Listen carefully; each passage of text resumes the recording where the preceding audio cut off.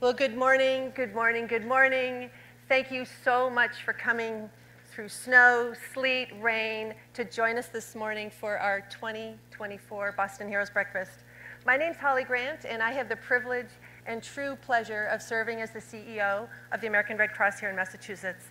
And we're so grateful to have each and every one of you joining us for an inspiring morning. This is truly, truly going to be a treat. This event celebrates the extraordinary, life-changing actions of people, some who have specific training, others with just pure instinct. But what they have in common is that each of these heroes are the living spirit, and they embody kind of the humanitarian spirit of the American Red Cross. Humanitarianism fuels the work of the American Red Cross, and that idea of giving yourself to the greater good and to others is really what makes the world a better place. And with that in mind, I wanted to just start off by saying a few thank yous. It truly takes a village to get us here. First of all, I want to thank our incredible event chair and heritage honoree, Ron O'Hanley.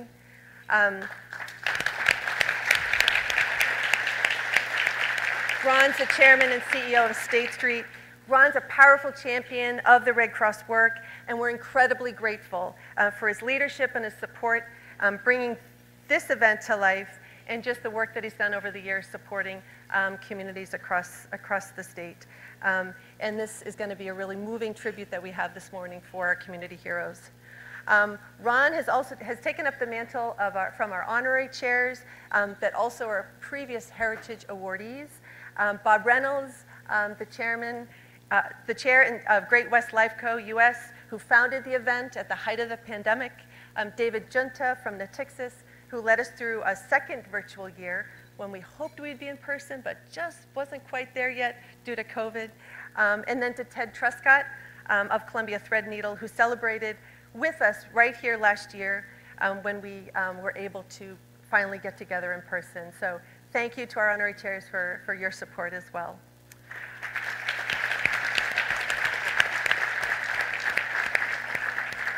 I'd also like to take a minute and thank our chair of our Heroes Council, Eileen Alexopoulos. Eileen led the group of civic and community leaders who helped make the selections today. And every year I'm like, I am so glad we have this Heroes Council that get to make the decisions, because it's really, really hard. We get nominations from all over the state, and they spend hours and hours reading and discussing and thinking about who would be the strongest heroes to recognize at this event. So again, you're in for a treat, and thank you, Eileen, and the Heroes Council for your leadership. So we're here to celebrate our heroes and to raise funds to support the life-saving mission of the Red Cross. When you came in this morning, you were given a paddle, so I hope most of you grabbed a paddle and with that opportunity, and those will come in handy a little bit later in the program, so please keep them close by. We're grateful to Ted and Kathy Truscott on behalf of Columbia Threadneedle. They are our breakfast match champions, and they're going to match all the donations in the room up to $50,000. So we're hoping we can get that to that 50 and above. So we're excited about that. And we're also incredibly grateful to our media partner, NBC Boston, well, the stations of NBC Boston. They've been our media partner for this event.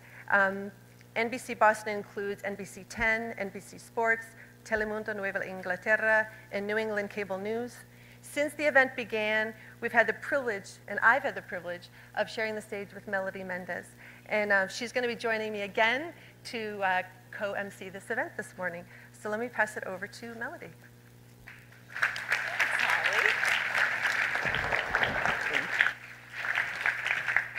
Holly, I'm much shorter than you, so I'm just going to bring this down where I can reach it. Good morning, everyone. How y'all feeling? Good? Ready for this? Listen, it's an honor to be here, and I know I say this every year. It really is a privilege. And this year, something happened 2 days ago, and I thought, you know what, this is worth mentioning, so I'm going to go off script here for just a second. I'll keep it quick. Exactly 48 hours ago, I was in studio anchoring my show, and there were 30 people standing on a street in East Boston watching their homes burn to the ground, watching everything they have worked for, everything they've saved for, everything they live for go up in flames. If you were watching the news that day, you would see the firefighters, the lights, the response, the flames, the smoke. But what you didn't see was the Red Cross. That was there almost immediately. Those 30 people were given blankets, they were given a warm place to go, they were met with smiles, with hugs, and most importantly with people with huge hearts who understood exactly what they were going through. And if they couldn't empathize, they could at the very least sympathize. And they helped those people that morning, as the Red Cross does every single day. And I just felt like it's so important to share that story because this is the money you're giving today. This is what it's for, right? It's not for all of us to sit at a fancy breakfast like this. It's for the 30 people who were standing out there that day, watching their lives go up in flames, and the people who showed up to help them as volunteers. Look, yeah, that deserves applause. Thank you, yeah. So every year, this is my favorite event to MC. It really holds a special place in my heart. For those of you who were here last year, you may remember one of the heroes, actually several of the heroes, got to meet the man whose life they saved when he was in a construction accident. He lost his legs. I could see some of you nodding, right? It was a really beautiful, spectacular, heartwarming moment, but it really speaks to what's happening here today at this breakfast and year-round with the Red Cross. So, are we ready to get started? Okay, let's do it. Is there anyone in here who is a blood donor? Can you raise your hand if you're a blood donor? Oh, that's a lot of you. Thank you for that. So last year, the Red Cross collected more than 107,000 units of blood in Massachusetts, almost 67,000 units of platelets. Unfortunately, that number sounds big to so many of us, but it's just not enough, right? You think about people in trauma situations, you think about people dealing with certain illnesses, they need blood, which means the Red Cross needs blood. And that means they often have to get creative to get that blood, to get new donors interested in coming in, or to get donors who give regularly to maybe perhaps give a bit more often. You may have seen t-shirts given away actually as thank you gifts, and often the models, one model in particular, who was wearing that t-shirt is one of our heroes today. Our 2024 Blood Services hero is Dr. Anbuselvan Dharmarajan, whose face launched 10,000 donation appointments. Take a look. Every human being, every person who donate blood or who donate platelets is a doctor. Maybe a dying patient who really needs that platelets or who really needs that whole blood, he will be alive. You may not be a doctor and a hospital to treat the patient, but if you donate your blood, you become a doctor. My dad is my role model. Even though he is not a doctor, he is a teacher. He was a first graduate from his family. He wanted to give me and my brothers a good education because he's a teacher. We also have a tendency to help others, so I became a doctor. When I was doing my med school, I became Secretary of Indian Red Cross. Because of the Red Cross, I did several blood camps, and not only blood donation camps, several health camps, and the women camp, and the pediatric camps. When I did my postgraduate residency, I was a president of the Red Cross Club. And so I was continuing the Red Cross since my high school. So I have crossed more than 30 years of service at the Red Cross. So after came to United States of America, I joined as a community volunteer leader with the Northeast Massachusetts Red Cross. So that interest makes me to act as a model for the Red Cross blood donation t-shirt. And luckily, it creates more than 10,000 donations. I'm so happy for that. My smile recruited more than 10,000 donors, so which saves 10,000 lives. It makes me so happy. And in addition to that, with the Northeast American Red Cross, and we started a youth development leadership program, which is called LION. So the LION is acronym for leadership, integrity, nobility. Right now we have wonderful leaders and they're doing a great job. I want to give the same legacy, same kind of humanity to my son as well. And he also, I am so happy that he also has the same kind of helping others and reaching out to poor people. And here he is one of the leader of the Lion. I gave a picture for the model on the day of my wedding anniversary on June 1st. And this award I am going to receive on April 4th, which is my wife's birthday. So yeah, I'm so happy that two good things happen on a very peculiar day.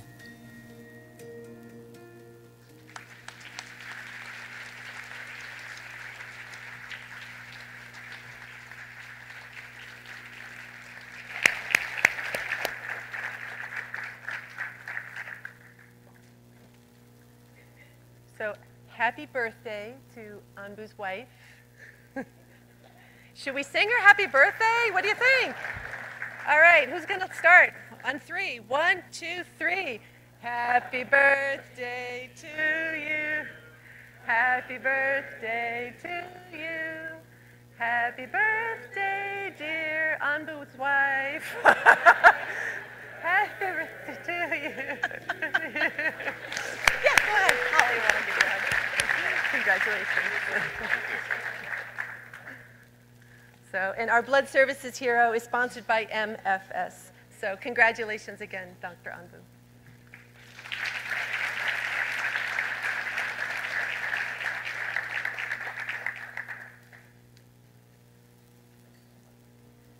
That was pretty impressive to sing happy birthday without a first name. That was, you could just hear the collective mumble.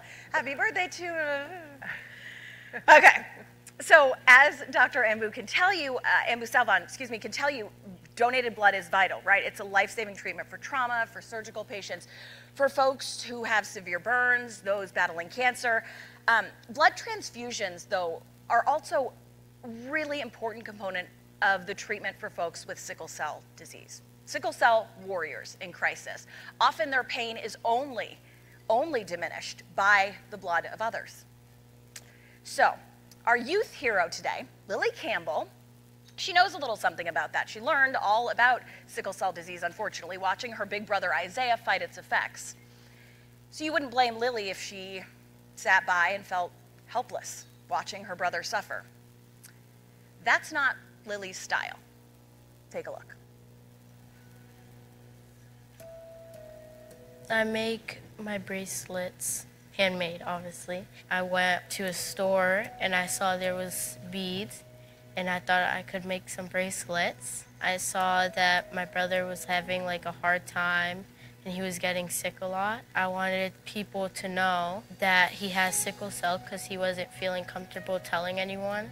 She's always looking for something to do. She does not like to be sitting at home doing nothing. She came up with this whole idea by herself to make the bracelets to bring awareness for sickle cell disease for Isaiah. He's going through something that's really hard for him, and sometimes he misses out on stuff.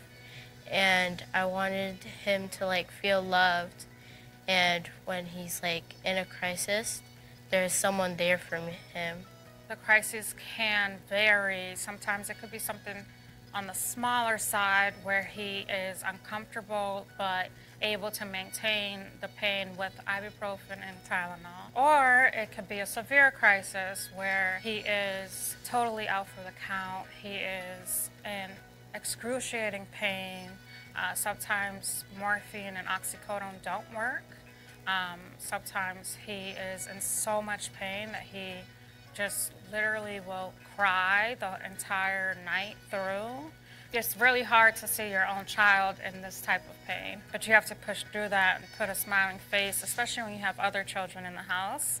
Lily is the GOAT caretaker. She can take care of Isaiah in a crisis. She can take care of her 3-year-old sister. She could take care of her 18-month-old brother. She's just really caring and courteous. She's just a really good caretaker. Lily literally came up with Better Beads one day and just started it. She thought, well, maybe he'll be more comfortable if more people just knew what sickle cell was. Let's make these bracelets and let's show awareness and teach people what it is. Let's put the red beads, and regardless of what color your bracelet is, it's always going to have the red beads at the end, and allow the conversation to start and bring more awareness and allow our warriors to feel more comfortable in their own shoes. I wear them at school all the time. I post some pictures of me doing the blood drive, and then people see that and they want to order more. I try to donate to this company called Next Step, and they have like sickle cell patients, and I thought I could donate to them since I know them from my brother. She just followed her heart, and that is like a huge lesson that she taught me.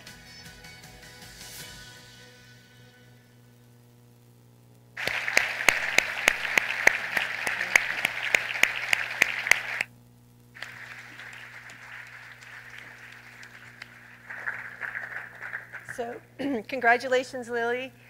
She's our youth hero, which is sponsored by Natixis.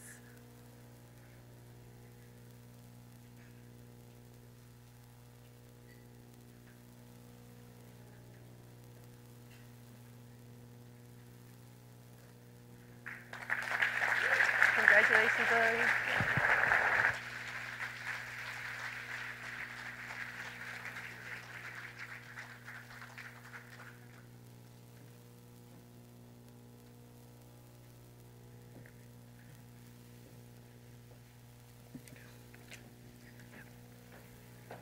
So, how many of you were being that productive at 13 years old? Or could take care of all those kids at 13 years old? Lily, we are all very impressed and very honored to meet you today.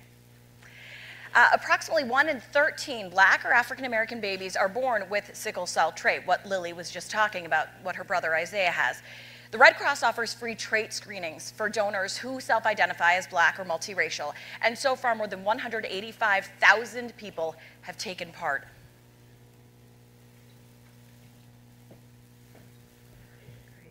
So we've had two amazing heroes already cross the stage, and I'd like to just take a second to pause and remind us kind of how we got here. And I'd like to invite Eileen Alexopoulos, who chaired our Heroes Council, to come say a few words.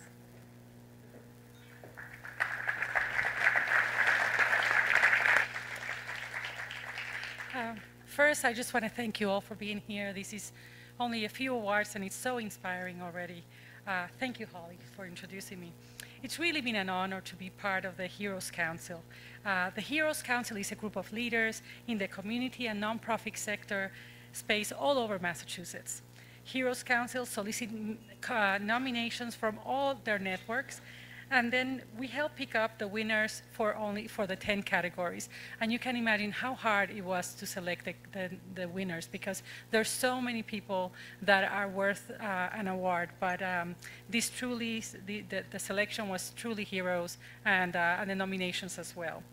So it's a lot of work, but it was very, very rewarding. Our session where we went over it, we went back and forth, but it was great. And I just want to thank all the members of the council, and I ask you if you could please stand up so you could be recognized.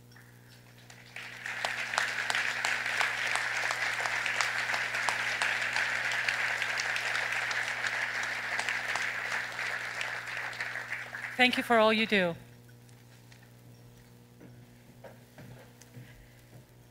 Okay, so I think we can all agree here, our public service workers are heroes, right? Firefighters. If you know a firefighter, if you know what a firefighter does, which my 5-year-old knows that, so I'm guessing most people in this room know what the firefighters do. You know that there's a lot of training involved, right? It's not an easy job. It's a very high-risk job, and it's very, very, well, dangerous, right?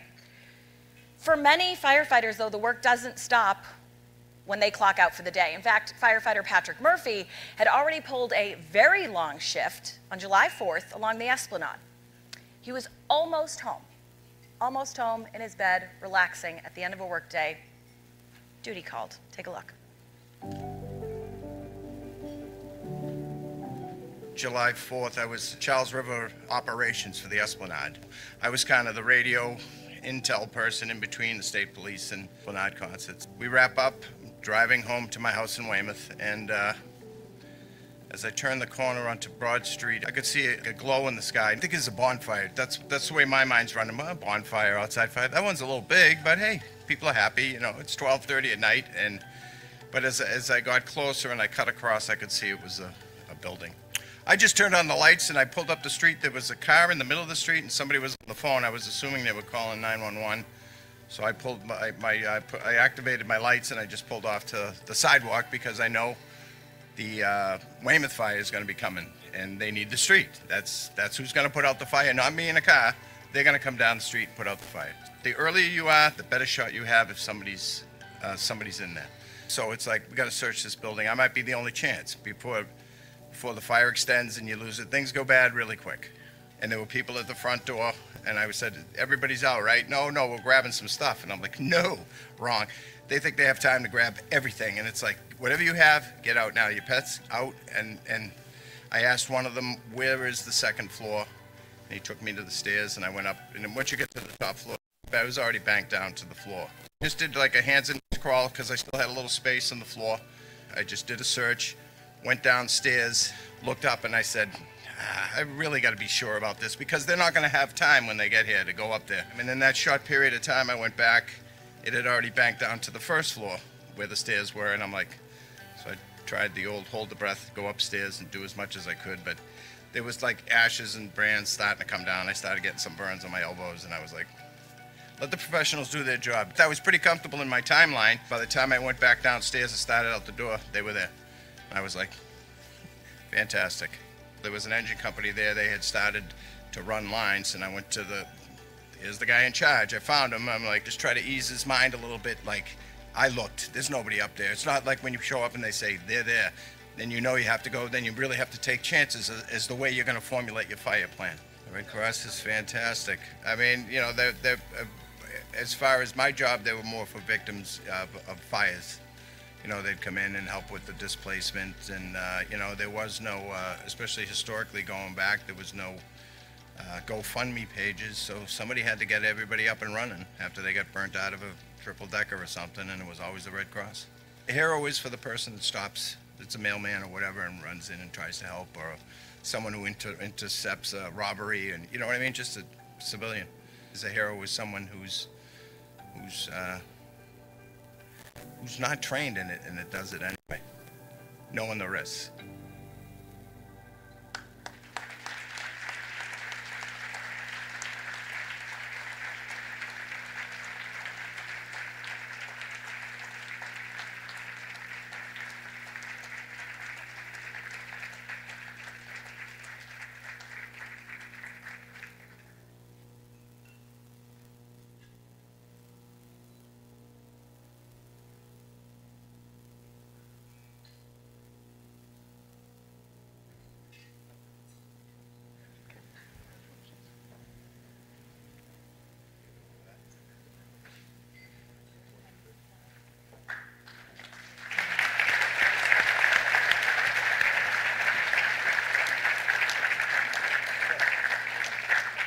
Great. And our Firefighter Hero Award today is sponsored by National Grid.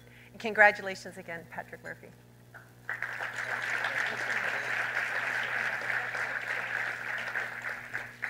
Anyone notice too how heroes so often don't think of themselves as heroes? Patrick in that video describing how he's crawling on the ground with just a bit of clear air on his elbows, being burned as he did it, and still doesn't think of himself as a hero. So Red Cross volunteers, get this, respond to an average of two home fires, every single day. 2 every day. We've all heard that working smoke alarms can cut the risk of death from home fires by half, which is why the Red Cross installs thousands of them every year, especially in our most vulnerable communities.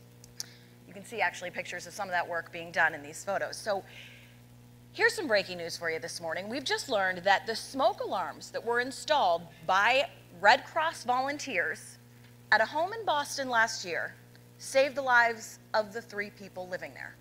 Those volunteers going out in a community not knowing the impact they might have, just doing something because it was the right thing to do, saved the lives of 3 people. 2 of those volunteers are here in this room today, Anna Quellu and Deborah Burkholder. Will you please stand up?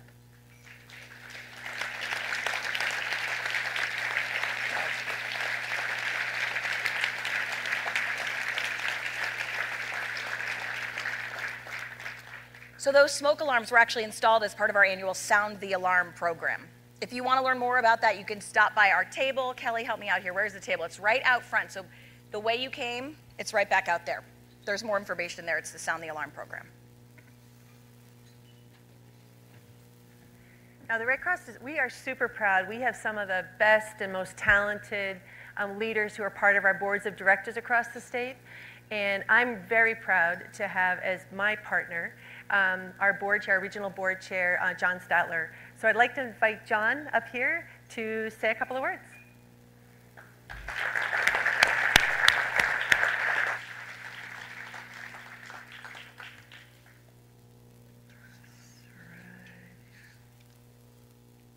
Holly, thank you very much. I'm John Statler, and I'm very proud to chair the board of the Red Cross here in Massachusetts. And this is one of my favorite events of the year, and it continues to be a great representation of our community and people who are very busy, leaders of industry, as well as people who are doing a lot to help our state and our city to take their time out to support the Red Cross. And for that, I'd like to have a round of applause and just thank all of you for being here.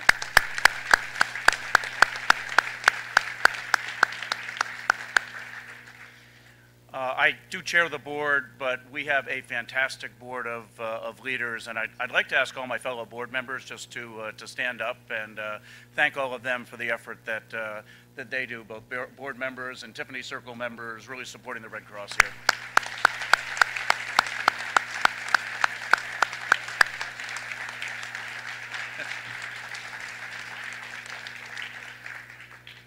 While this is the largest fundraiser that the Red Cross does in Massachusetts every year, I think what's most important is it's getting people together just to think for a moment what the Red Cross does in our community, and also what our community does for the Red Cross to help the organization nationally when there's need. I think the thing across all 5 of the lines of services of the Red Cross that I'm the most proud of is that the Red Cross is ready when people need help. It's ready when the time comes. And for all of us spending time to invest here, it's just an important thing that we go through. When we started this a couple of years ago during the pandemic, I'm not sure we knew what we were going to do the first time. I think one of the things that I'm most proud of, and I know Bob Reynolds is here today, is we were trying to recognize Bob in the community, and Bob said, I don't want to be recognized, rather I want to recognize the heroes among us. I really want to kind of focus on the people in our community who are doing something to help out their fellow person. But despite that, we do have a strong leadership council who have followed in Bob's footstep, and I would like our leadership council just to raise their hand. I'd like to thank all of them for the effort that they've done in putting this event together and getting our leaders in the community together.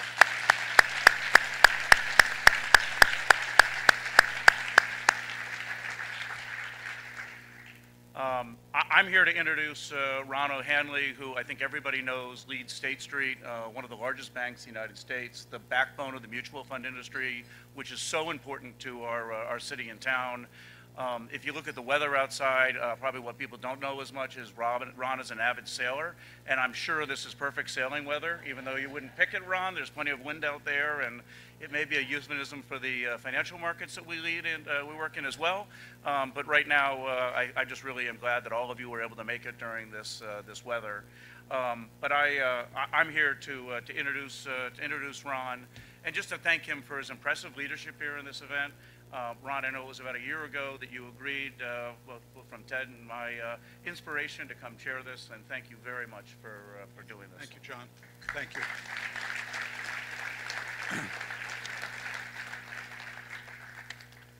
I can't believe I'm going to open this by saying I'm going to agree with Bob Reynolds, but I do agree with Bob that it's not about us here. It's about the people that you're going to see. It's about the people that you don't know, but that are doing extraordinary things every day. And you've heard of some of them, you're going to see even more. Heroes that are ensuring that we have an adequate supply of blood, making sure that in fact there's recognition about this crippling disease called sickle cell. So I want to congratulate the people that are really the heroes here, which are those that, one, are doing the work, and two, that are supporting them. So thank you.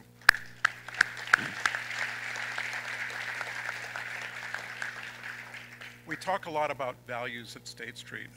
We talk about trust and integrity, fairness, respect, and accountability. And I think those of you that know the Red Cross, these are reflected in the fundamental principles of the Red Cross, which unite and guide every mission. But what really is true about the Red Cross, and I hope that you're going to see it today, it's about hope through action. And that's really what it is about. Hope in the form of, as we heard, just warm blankets and a bottle of water when your house is just burned down, and knowing that there's somebody there that's going to help you get yourself back on your feet. You're facing an extraordinary situation, something that you never thought about, and there are these people that don't know you, you don't know them, and are coming to you. Hope for someone who's had a heart attack, a family member, and hoping that there's somebody there that was trained by the Red Cross that can be the first responder and be able to stabilize you or a loved one until the actual professionals get there. And that's what these heroes are. They really do embody everything about the Red Cross and everything about its founder, Clara Barton. I want to talk a little bit about Clara Barton, because Clara Barton is somebody that my children would call a beast. She really was the beast. She actually founded the Red Cross in 1881, and she was 60 years at the time, but she'd already had multiple lifetimes, and I want to talk about some of those because I think we can really call her the first hero and the real inspiration here. She began teaching at the age of 18. Her family owned a mill, had a lot of workers, and she recognized that the workers' children had no access to education. So here in the 1840s, she started a school for mill workers' children. At the age of 31, she moved to Bordentown, New Jersey, and started the first free public school there in 1852. And she did a really good job, but she resigned when she found out that a man had been hired and was getting paid more than her. And she said at the time, I am never going to do work and get paid less than a man. So a real inspiration. First hero, a beast.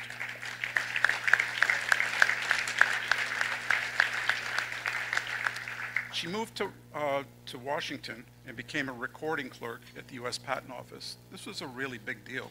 If you think about what was going on in America at the time, it was the land of innovation. The Patent Office, the first woman to do that, and she did get paid at the same rate as her male colleagues. At the outbreak of the Civil War, though, is really what changed Clara's life, and more importantly, she changed the lives of thousands of people. She quit her job and made it her mission to bring supplies and aid to the Union soldiers in need. She served in every major battle in Maryland, Virginia, and South Carolina, where she tended the wounded and became known as the angel of the battlefield. She was named head nurse despite no formal training. She helped former slaves prepare for lives of freedom, and after the war, helped locate missing soldiers and actually put them to rest in thousands of graves. She was truly the person of hope through action, assisting people in times of conflict and disaster.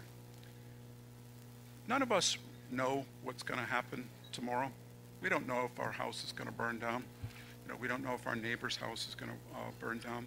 But we know there's heroes like those that you've met already and you're going to meet today that are going to carry on Clara's work around the world and be there to serve us, to serve our community. So I want to thank the Red Cross for all the work it does. No matter what the emergency, what the weather, the Red Cross is there.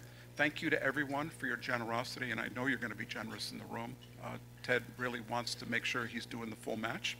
And thank you for the privilege of leading this inspiring event. It's an honor to everybody. Thank you. And Ron, for you and your colleagues, I'd like to present the Heritage Award. The Heritage Award annually for you and your colleagues. Thank you very much, Ron. Thanks. Great, thanks.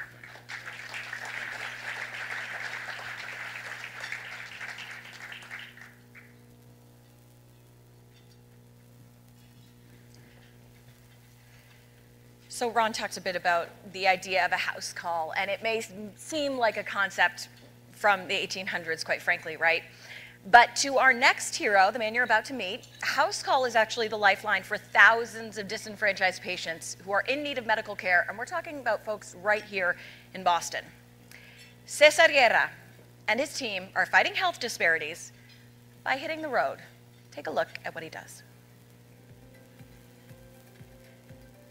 The Mass General Brigham Community Care Van program started out during the COVID pandemic with generous funding and support from the Kraft Family Foundation. And really what the vans are doing is bringing care out into the communities, trying to bridge gaps in health disparities. So we are currently focusing on cardiometabolic conditions, hypertension and diabetes care, as well as substance use disorder care. Cesar joined our team now almost 2 years ago and has been just wonderful to work with. Initially, he came on through the Kraft Center as a summer intern, and right from the beginning, I was able to appreciate just how well he connected with the communities that we were working with the patients that we were trying to treat and serve, and with our team members and staff members. He's really committed to this work, and he has this amazing can-do attitude and brings to the table solutions that allow us to elevate this work in a way that we wouldn't be able to do without him on our team. I love the work that I do, and the primary reason that I love the work that I do is because it doesn't feel like work. You know, it feels like this is something that I've always done. You know, always give back to people, always give back to my community, be a voice for people that don't necessarily have one. I didn't have all my needs growing up. Like, I know what it is to struggle.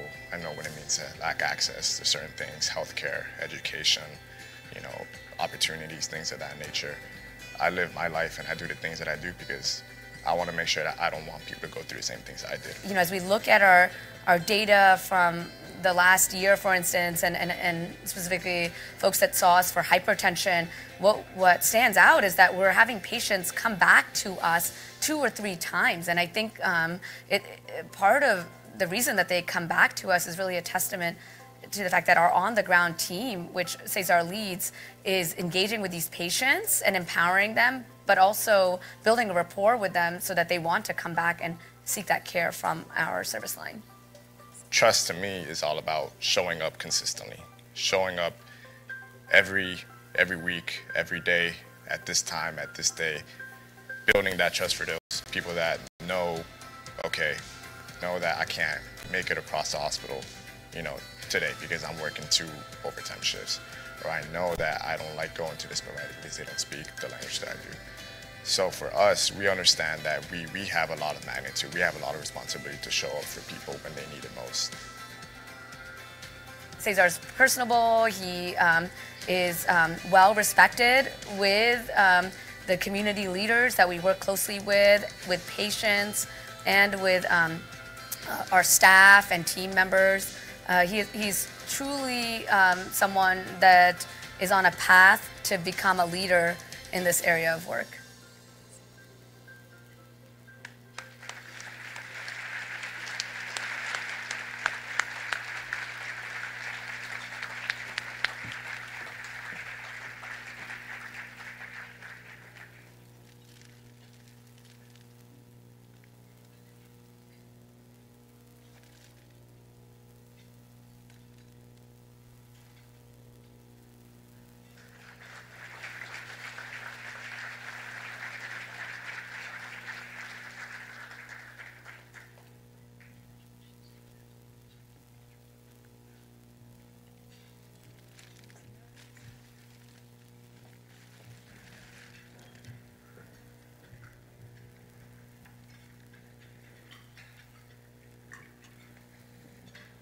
Great, and our community impact,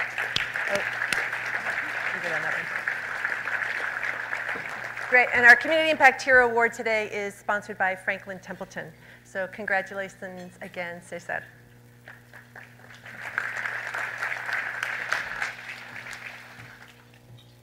Okay. Who remembers their first summer job? I can hear the giggling, the laughter. I cleaned bathrooms at a Dunkin' Donuts. Doesn't get worse than that, man. Maybe you worked as a cashier, maybe you bagged groceries. No matter what your job was, you likely gained some valuable skills that maybe you still use to this day. I clean my bathrooms at home really well. Still can't make a cup of coffee, though. Our next heroes, Tyler Boyce, Michael Gray, Justin Makel, and Cameron Zahir chose to spend their summers protecting the lives of thousands of beachgoers.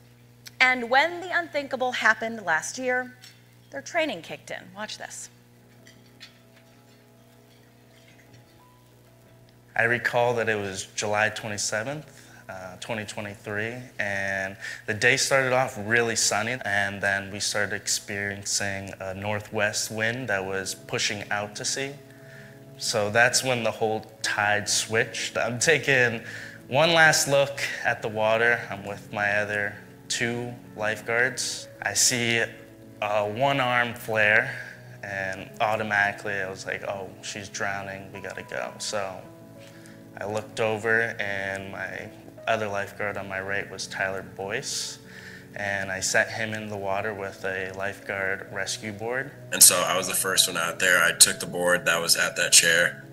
I paddled out there, and the first thing I saw, it took me a little bit to get out there. I was trying to yell at them to calm down, just relax. And I get there, and I see a woman who's floating above water with I believe it was her niece with a little girl. She was swimming pretty well. And so the mom was struggling a little bit, so I threw her arm over my board. And the daughter got right on the front of my board. She was completely fine. She was talking me through it.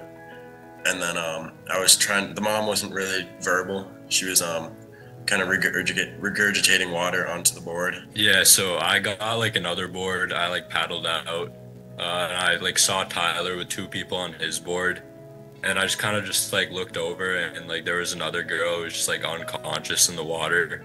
So like obviously like I went there as fast as I could. Like I like hopped off my board, and I was just like doing my best to just try and like keep her above water, because like she just wasn't moving.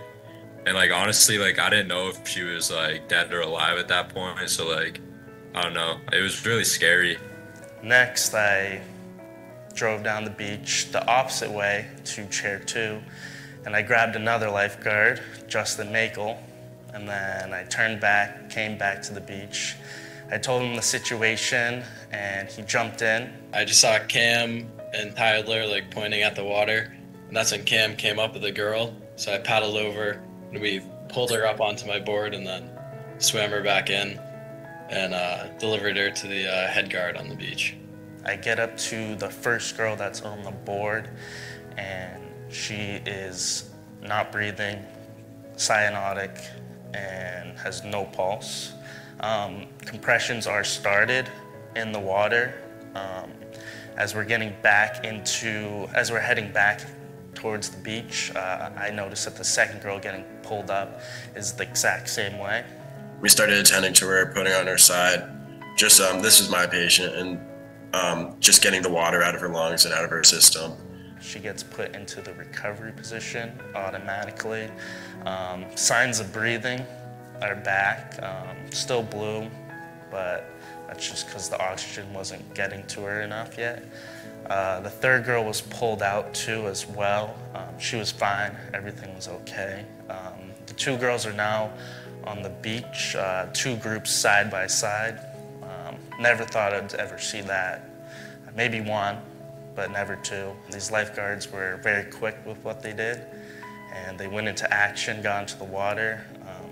I believe it was around 45 seconds that all of them were in the water. It takes a certain somebody to be like, react to like somebody yelling at you and being like, yo, I gotta go. And without them getting those girls out of the water, it would have been a totally different situation.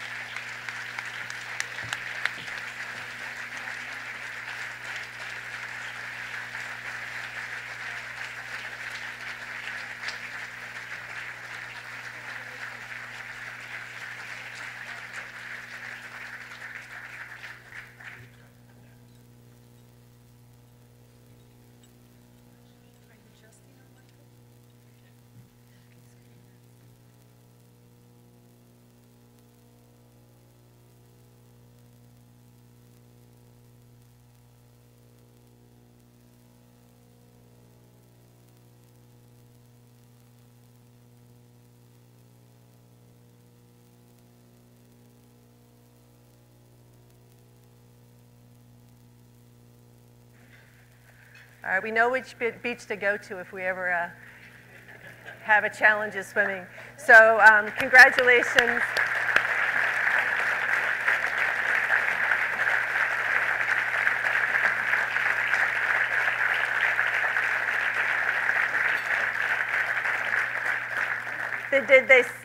They did say they're all going back as lifeguards this coming summer. So, but our emergency professional hero is sponsored by Goldman Sachs. So congratulations again.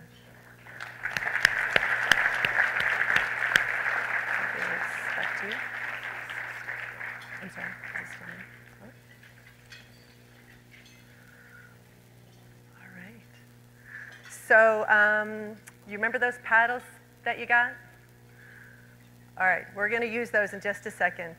But hands down, the best part of this breakfast is getting to hear the incredible lengths that people do to save lives, to take care of other people, to be kind, help people in their darkest hour.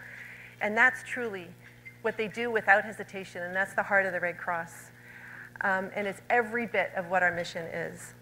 So I'd like to introduce Jerry Denterline. Many of you know Jerry. Jerry's been a long-time board member, dear friend of the organization, and Tiffany Circle member. And as I said, she's going to work with you to give you, let you use your paddles this morning. So thank you, Jerry. Oh, I get to do the fun part. So think of this as you've got your paddles. Think of this as morning exercise class, and we're working on our arms. That's what we're doing this morning. But before I get started with the paddle, I think these have to pay homage again to these heroes in the room and the heroes among us.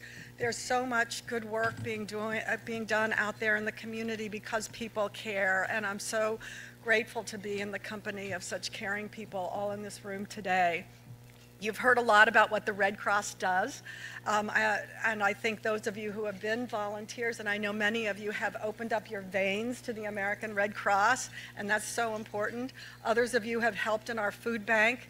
Others of you have been on those fire calls. Melody, I'm so glad you opened up the session with the real vivid description of a recent fire call and how important it is for the Red Cross to be there. So please help support the work of the Red Cross. And when you support the work of the Red Cross, it's not just supporting an organization, it's supporting the people that you've met today. It's supporting the people who are not only helped by the services of the Red Cross, but those who are the helpers. And so we ask you to kind of dig in, be generous. I think it was a couple years ago, perhaps it was Bob Reynolds that said this. One of our corporate captains said, "How can I say no to the Red Cross when the Red Cross always says yes?" So we ask you to say yes. We want you to raise those paddles. We have an ambitious goal to meet today, and we want to get started, but I first want to recognize our companion here today in heart, in spirit, and in wallet. Ted Cuscat and his wife, Kathy, have supported us by giving us this ambitious challenge of $50,000. And as you've heard, that Ted runs Columbia Threadneedle Investment. And Ted, I think that's such a beautiful name because we in the Red Cross help people through the tiny squeezes of life, you know, and I just think that's a beautiful name, and I thank you and your company for giving us this ambitious challenge today. So grab your paddle, you know how to do it, you've been at these things before, and we're going to start out at the $15,000 level, and we hope that you can be generous. If you can be generous to that amount, we would be ever so grateful. It's our starting amount, so we got to get this ball rolling so you don't have to listen to me too long. We got to get the ball rolling. We're going fast. So $15,000. Karen Teller, thank you very much, and then I'll recognize Yvonne Garcia. But let me start out with Karen. Yay, yay, yay.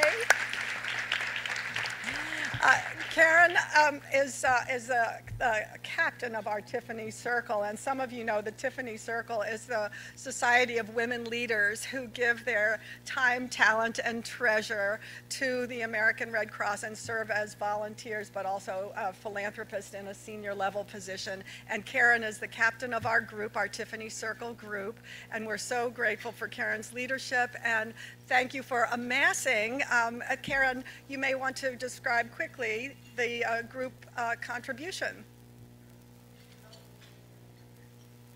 Tiffany Circle members, please stand up.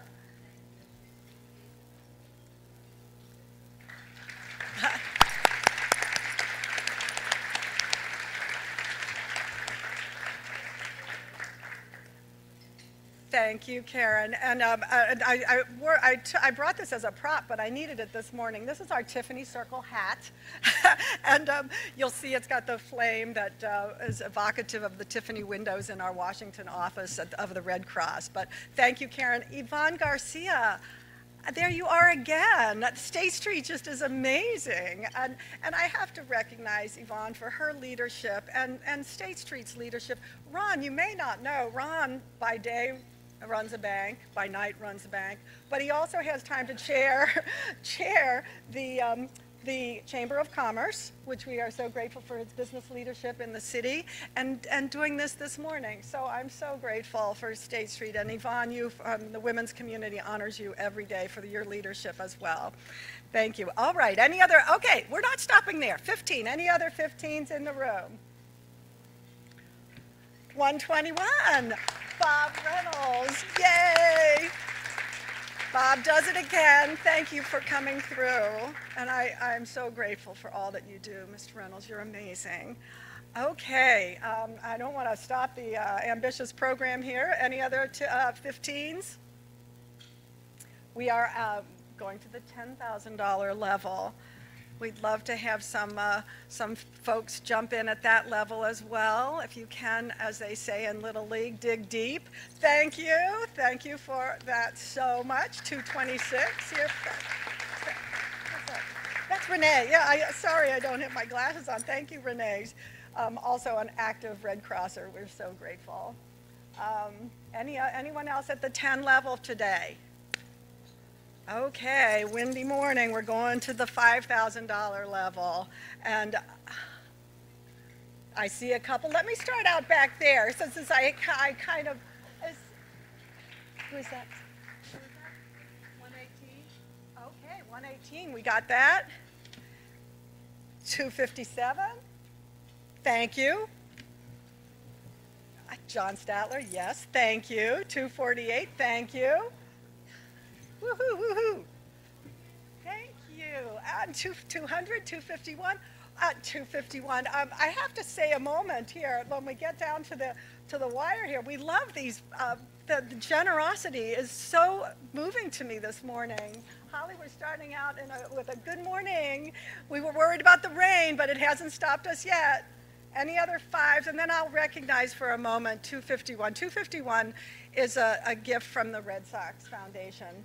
And I want to take a moment. As many of you know, Larry Lucchino passed away this week, and he was a good friend to me and an even better friend to the American Red Cross.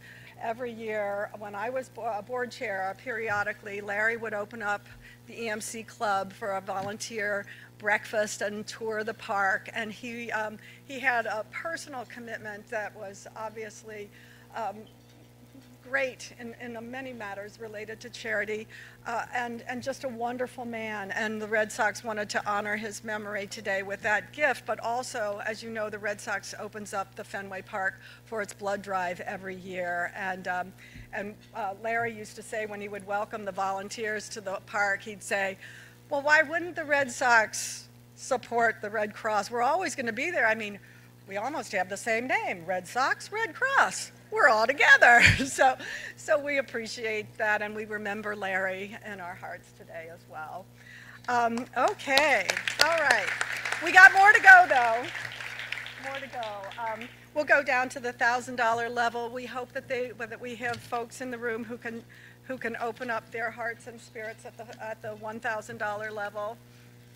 224, 134. Oh, wonderful, wonderful. We've got Caroline and Samantha catching these numbers. 261. Can you all gather numbers here? I'm going to recognize 177, 254, 009, 168, 120. Thank you. 197, 240, 243, 263, 260, 15. Jim, thank you. Over there, 191, 224, 188, And 178. Oh, thank you, Holly. 241. Okay, I really appreciate that. We're moving in. We're not done yet, folks. So hold on to those paddles. But we'll move these very quickly because we've been so moved by your generosity. Did we get 178 back there? Yeah, thank you. $500 level. Anyone who's able to do what they can, $500, we appreciate it. 175, that's Tom. 131, 133, 23, thank you. 195, 178. Wow, you guys are amazing. I see another paddle up there. 19. So amazing. Lightning round. No, 231. We don't want to give up yet. 131, 133.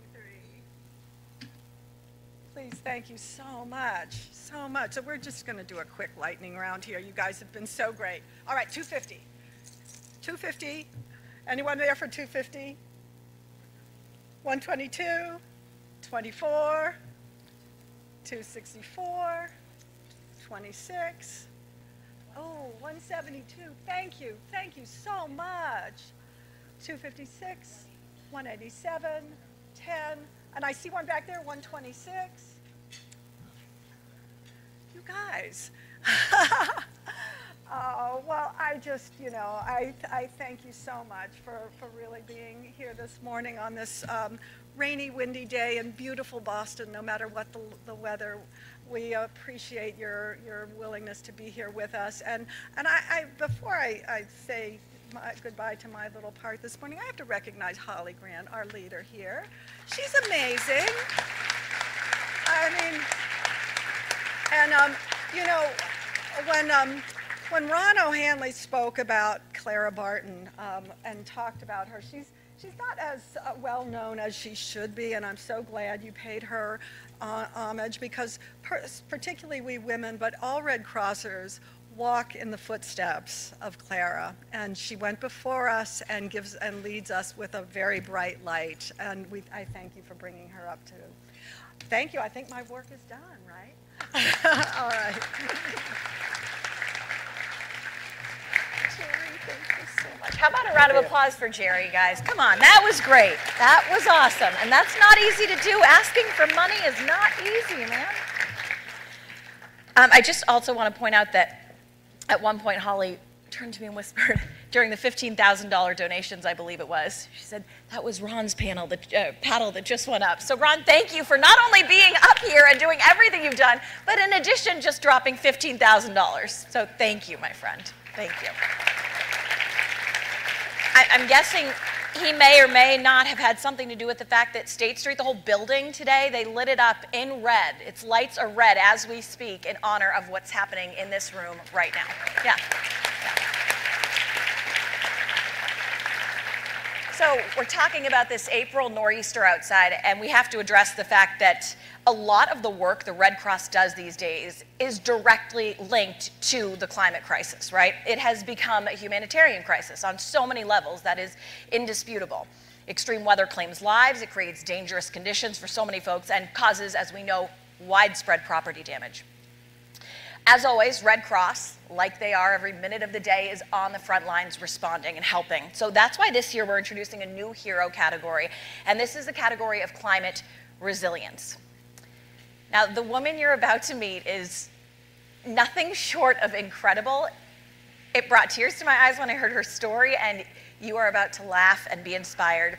Susan Bauer and her group call themselves the Old Ladies Against Underwater Garbage. Is that not brilliant? It's straight and to the point, right?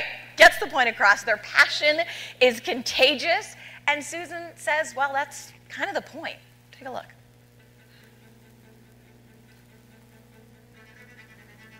It's this idea that people are starving for what we've got. They're starving for this joy. And we didn't know we had it until we had it. In 2003, I moved to Chatham, and so I started swimming in ponds. And one day I was swimming, and it was a long, long swim. And I moved to go into breaststroke, and these two turtles are confronting me. I made my hands into fists, and one of them is poking my fist, and the other one slides down my arm. I am not a piece of playground equipment. What are you doing? And so I freaked out and just swam in. But the next day I came back with a kayak. I didn't see them for days, but it was like a call. I had to see turtles. I had to see more turtles. And so I spent 18 years basically swimming alone from 2003 until fairly recently. So I developed this sort of relationship with turtles. They would greet me one after another. And I knew where this one, the shy guy, and Mr. Spot, I knew them and they knew me. But in the process, I also did a lot of swimming. And I saw the golf balls and they greeted me, you know, and so did the pair of sunglasses, and so did the hat, and the various articles of clothing that somehow people lose when they're swimming. And one day, around 5 years ago, I was swimming in one of my good turtle ponds, and I was with two friends, and I said, let's clean up this stuff. I'm tired of looking at this stuff. It's a beautiful, clean pond. Let's clean up this stuff. So we grabbed a guy who was in a kayak, and I said, will you kayak around the pond with us? And we'll just hand you stuff. And somebody said, you know, we're a bunch of old ladies against underwater garbage. And the name stuck. It started with just a band of 7 of us. Then we thought, let's see if we can get some buy-in from the pond associations. At first, of course, we were focused on the garbage. Wow, look at what we got. Spent fireworks, the car batteries, anything that's styrofoam that is sunk to the bottom. That's what we want out. But then we began to notice the people. We noticed the people that we were bringing the garbage back to. We come back excited, relieved, happy, exhausted, cold, and we're just pumping joy. I mean, we're just so alive. People wanted what we had. And we realized that what we were doing was we were gathering garbage, but we were spreading vitality, even if it's for 30 minutes or an hour. In Wonderland, in your pond, when you are in it, with it, there's a feeling that you are holding on to an electric cord that plugs into the heart of life. And you are revitalized, you are renewed, and you want to protect whatever that cord is that you've taken hold of. That's what you want to protect. And that's what the Old Ladies Against Underwater Garbage show. It works for us, it works on us, and we show other people and they say, we want some of that. Change follows joy. Start with wonder because change follows joy. And that's the only way you get people who really become obsessed with the climate, and then they say, oh, we're going to do this. We're just going to do this. And it's contagious. That's the great thing.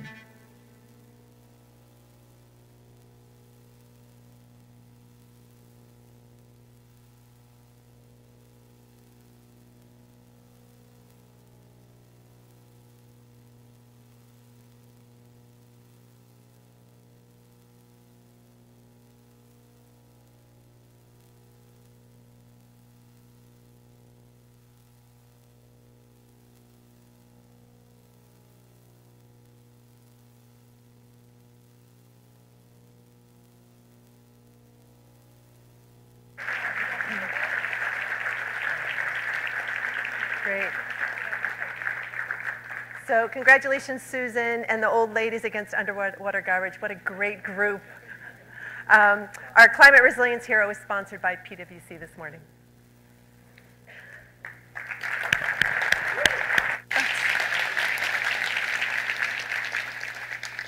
Susan, you are my personal hero in life. I want to be you when I grow up. I just want you to know that. It's very kind. I love, my favorite part of that package, though, is when she says, you know, we find people's clothing, because some people, how do they lose their clothing while they're in a pond? Susan, I don't know, but I bet you had some ideas. All right, so she's great. Okay, police officers. They're not just crime fighters. There's a chief in this room who could tell us that, right? Here's the thing. They are first responders. They are with our community every single day. They are working. They are mentoring. They are medics. They are so many things to our communities. And when someone is suffering a traumatic injury, seconds count. When someone is quite literally bleeding out, every single second matters.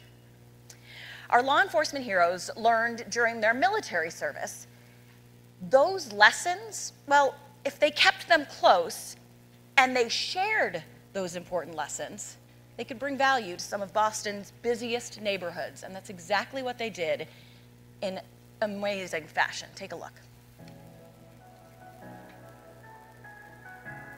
The Stop the Bleed program is a nationally recognized program started by the American College of Surgeons. Basically trains the layperson on hemorrhage control. We teach just the basic fundamentals, how to administer first aid to those different types of bleeding.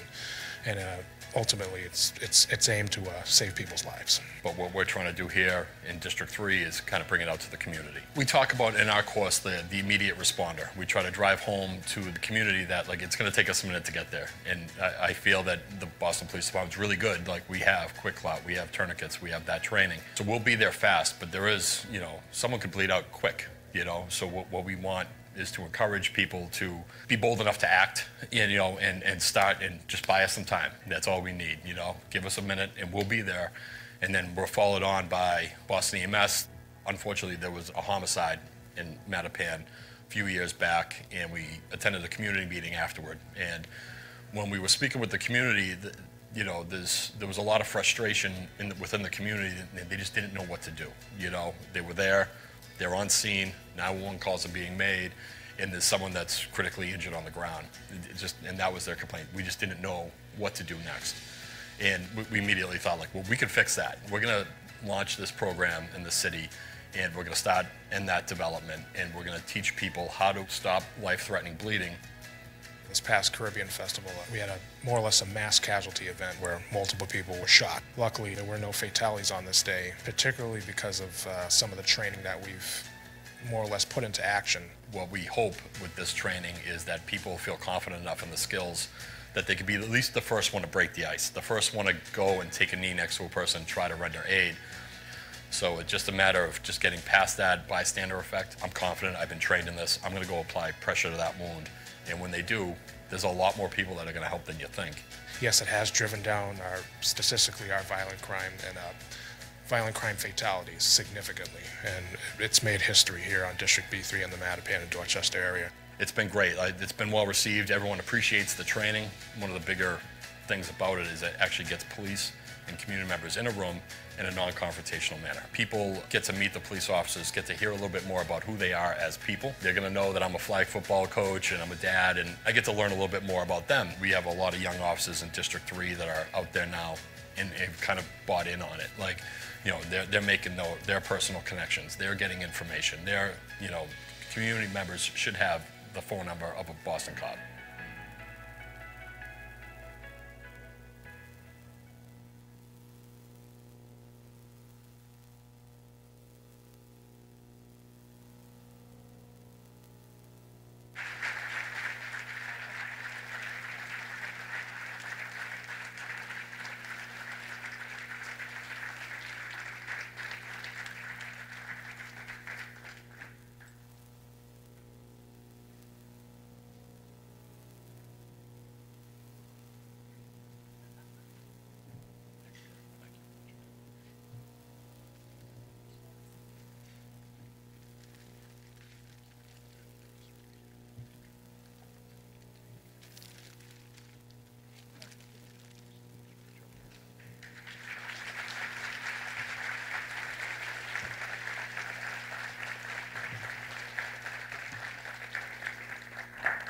Great. So congratulations again, Detective John Burrows and Officer Awan Freeman.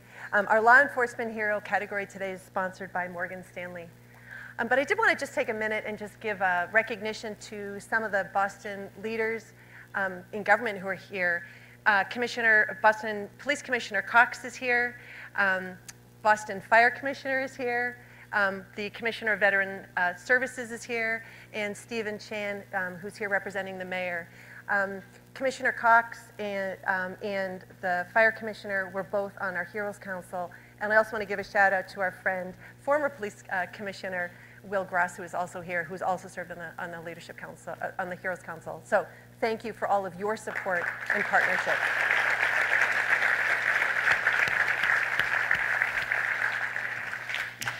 Okay, there's an old proverb that says, from caring comes courage. I think we can all agree that nurses, the basis of what they do is care. At their core, they care.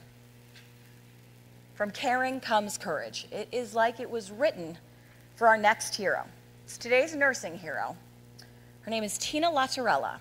She performs life-saving work every single day at Winchester Hospital, but she's not being honored for that. Instead, it's what she did off the job that brought her here today. Watch what happened when she wasn't working. On the morning of May 4th, my daughter and I, every day we would wake up and, you know, we walked to school, I walked to work every single day. That morning it was very, very quiet, eerily quiet, and then we started hearing the sizzling and the crackling of the fire. Had no idea where it was coming from, and just looked around and saw that this home was on fire, and I realized that her and I were the only one that knew that this house was on fire, and so I just immediately started yelling fire, 911, fire. I handed my daughter my cell phone and told her to call 911. I went into the home, and there was a little closed off porch, and just started banging on the doors. There were 2 doors in there, and the glass windows, knocking on them, banging on the door, saying fire, fire. At that time, there were people coming out, so the little boy and the other children and the mom came out after with their German Shepherd dog. I escorted them across the street to safety, and you know, we just waited there until you know, the police and the fire department came. You know, it was really traumatic for me was seeing the children looking at their home burning. They had no idea that their house was on fire. In 1993, I was a sophomore in high school. I remember being in my bathroom, doing my hair, and just hearing all this screaming, and I looked out my window and had seen flames in my next door neighbor's home, and unfortunately, one of the children did not survive. I think she was 3 years old.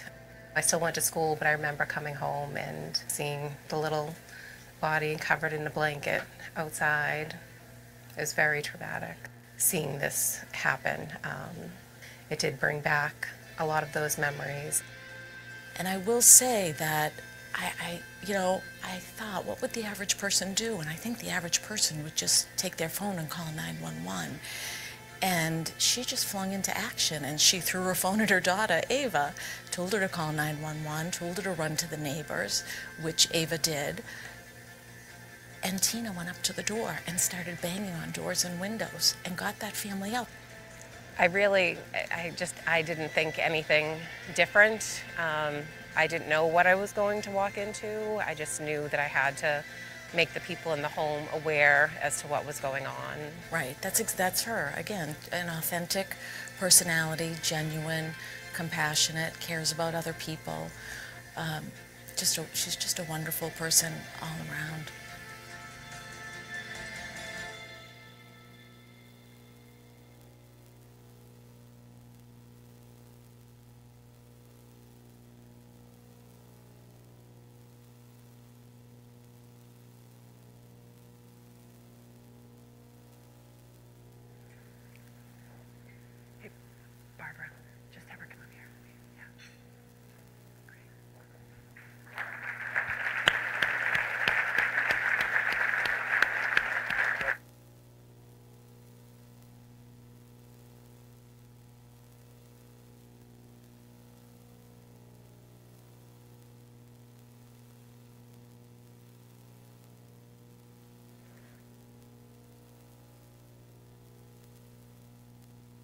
So congratulations again, Tina.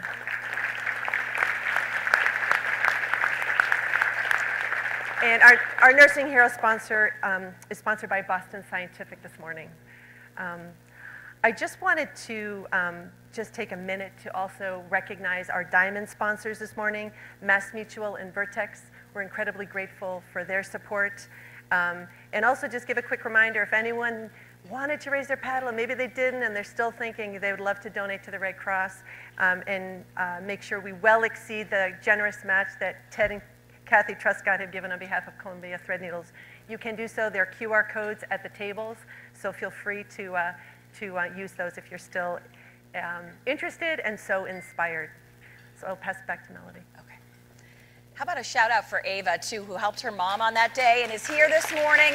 So proud of her mom when she was watching that video. Heroism is genetic, Ava. You're good to go. Okay, so heroism, as we've just seen, right, in Tina's video, it can come in the form of an individual act, or it can come in the form of a lifetime of exemplary service. General Enoch, or Woody Woodhouse, fought for his country at a time when the military was still very much segregated. He went on to serve with the legendary Tuskegee Airmen and has since inspired generations and generations of leaders after him.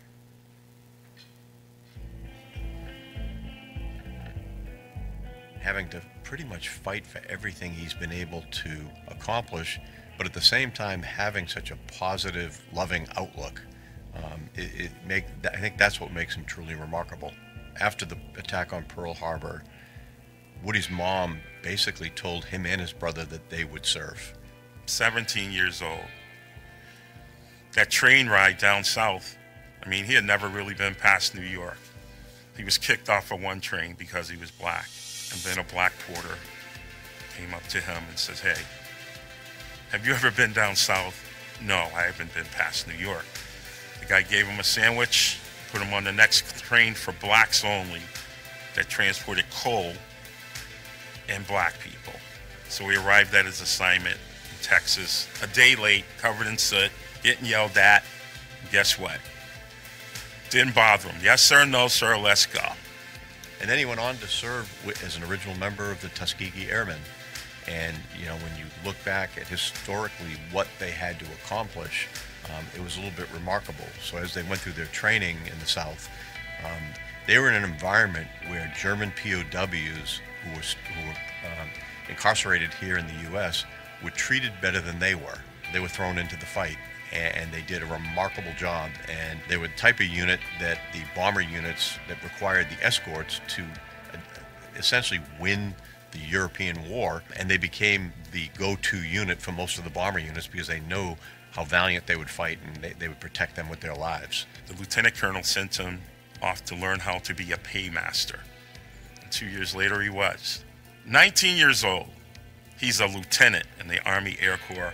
And he is the man. Because there were no checks back then. When you saw the paymaster, it was cash. So I can imagine that so many times that, you know, Woody would show up someplace for an appointment or a meeting to secure funds and resources, and he would just get the cold shoulder at best, and at worst be told, "Yeah, there's nothing for you today." And so you'd have to kind of bite your lip and smile and say, "Well, I'll be back tomorrow." And he says that he loves everybody. It's just not everybody loves him back. And I think that's remarkable given all of the adversity he's faced in his life. Right now, there's only a handful of these Tuskegee Airmen that overcame all of this injustice and racism for one purpose, to serve this country, to show people they were good enough to stand shoulder to shoulder with the rest of us when they already did. It's just nobody else recognized it until they had to prove it and earn it.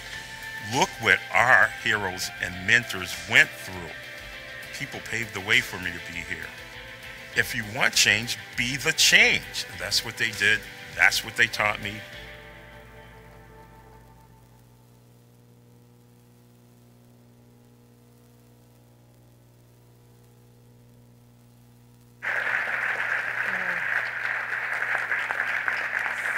So, unfortunately, due to the nor'easter, General Woodhouse was not able to join us in person, but he truly embodies kind of what this Hero Award is all about.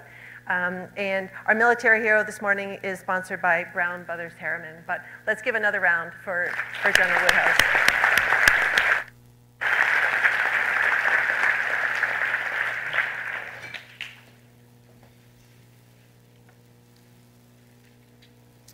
So we've heard a lot of stories today of heroism, of a young group of kids who saved lives on a beach one day, of a man whose face wearing a t-shirt inspired 10,000 people to go give blood. That smile, that, as he said, the smile that inspired 10,000 people. We've heard a lot of stories today, and if you take nothing else away from this breakfast, take this. The Red Cross encourages everyone, every single one of you, and everyone you know, to learn a few simple life-saving skills. Learn basic CPR. Hands-only CPR if you'd prefer. Basic first aid. So that if you are ever in an emergency, you can be the one to step in and act. You can be the one to help, even with that little knowledge, as we heard from our police officer heroes earlier, right? Teaching others these skills can save lives in those seconds it takes our heroes, our paid heroes, to get there, right? So on your tables, you guys have some little Red Cross tissues. You're gonna need them for this next story, and I warn you because the first 2 times I watched it, I was a puddle. The lesson of learning these life-saving skills came full circle for today's final hero. Allison Bankard. Young woman, wasn't a stranger whose life she saved. It was her own father. Watch what happened.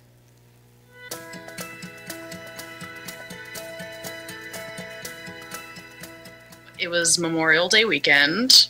We were all waking up the next morning after hanging out late night the night before. I could hear my wife loading the boat. She's screaming to get out of bed. Went to the men's room and came back to the bed and sat on the edge of the bed, and all of a sudden I got a sharp pain. So I yelled out to my daughter. He was like, "Al, I don't feel good." He just goes, "It's happening." And I was like, "What?" He just like collapsed on the bed and started convulsing. He was like clutching his chest. I just went right into what I've been taught in chiropractic school, which we get taught like CPR and first aid. So I was just like immediately first checking his pulse and was like, okay, not really getting a pulse. Started just going right into compressions. My boyfriend was in the other room. I call out to him like, "Call 911, go." My mom came in the room and I just had to like tell her, keep it calm, we're gonna fix it, we're gonna help him out. I'm like doing the compressions. My brother comes in, I'm having him just like hold my dad, you know, making sure he doesn't like hit his head or anything. When I woke up, or was waking up, she's giving me a backhand and a forehand on the face, screaming at me, "Not today, Dad." Very, very scary. I thought I was gonna die. He had come to, which I was so relieved. And I turn and look, and the EMTs are there. Next thing I know, I'm going downstairs in a sheet, and they loaded me into the ambulance, and off we went. If she wasn't there at that time, my cardiologist said I wouldn't have made it. I had a 90% blockage of my LAD, which is what they call the widowmaker. So I survived. It's extremely imperative and important that people should learn this. Even my mom and brother have been wanting to take a CPR class after this episode just in case anything ever happened down the line. Well, the lesson is that it can happen to anybody. You can be healthy, vibrant, and have something wrong. And you never know. That's why if you have a loving family and they're around you, know the signs, know what to look for, and be educated and jump in. You could save a life. The more experience and technique that you have with it and the more comfortable you are, it becomes almost second nature that you just jump into action. I wanted to do something to thank my daughter. You know, I couldn't thank her enough, and I thought maybe this would be recognition of her efforts, of what she did that morning. I still have him here to be able to make all those memories with me, and it's like that's the most rewarding part of it for me, is that he's here. Allie, I love you, and I'm very proud of you. And you're just amazing that you stepped up to the plate and you just knew what to do.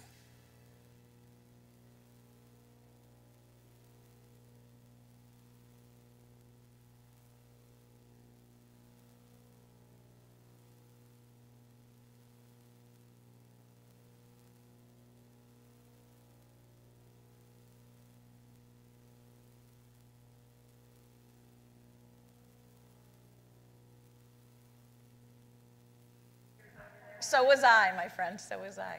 Just for the pictures. Yeah, okay.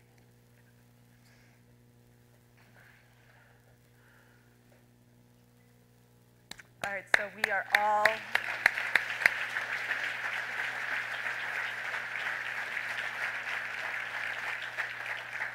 that incredible story, and I don't know how anyone can watch that without getting all choked up. So we're all wet-eyed up here, so I don't know about you. But congratulations, Allison. What an amazing daughter you are. And sorry, I'm hitting my microphone accidentally. And our Good Samaritan Hero this morning is sponsored by Herb Chambers.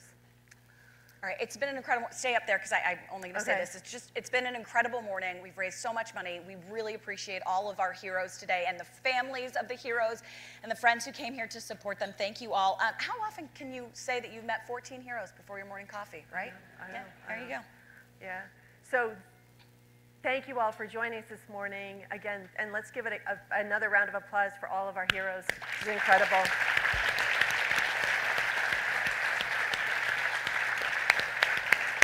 They truly exemplify the selflessness and the humanitarian spirit of the Red Cross, and couldn't be more proud to be here today, kind of celebrating them.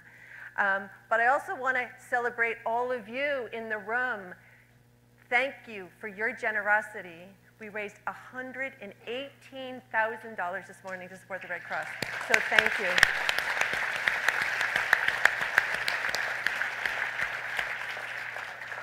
So Melody, thank you so much for joining us this morning. It's an honor to do this every year. It's an honor to meet all of you heroes. Don't know where you're all sitting, but it's truly been, I know I force you to hug me. I'm Spanish, I hug. I force you to hug me on your way up here. It truly is an honor to meet all of you. You inspire me, and you give me hope and humanity. There's a lot of darkness in the news these days, and it's folks like you who truly, truly give me hope. So thank you all. It's an honor, Holly. Congratulations. Yeah, no, thank you for being here again. I want to just thank again kind of our heritage honoree, Ron O'Hanley. So grateful for you and all the support that you've given and your leadership. To our honorary chairs, Bob, David, and Ted, thank you so much. And to our Leadership Council, Heroes Council, again, it takes a village to make this event happen, and we're just so grateful for all of you. Thank you to our match sponsor. I think he helped push us way up to the top there, so thank you so much, Ted and Kathy Truscott on behalf of Columbia Threadneedle. And Eileen, we think your team did a really good job picking those heroes. What do you think? So thank you again for embracing the spirit of what this event is all about.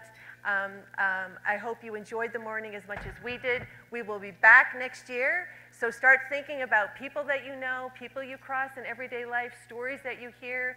We'll be putting out kind of a bid for nominations later this summer, but it's truly the extraordinary people that are part of our communities that make Massachusetts such an incredible place to live. And thank you for joining us this morning to celebrate them and to support the Red Cross. So enjoy the rest of your day.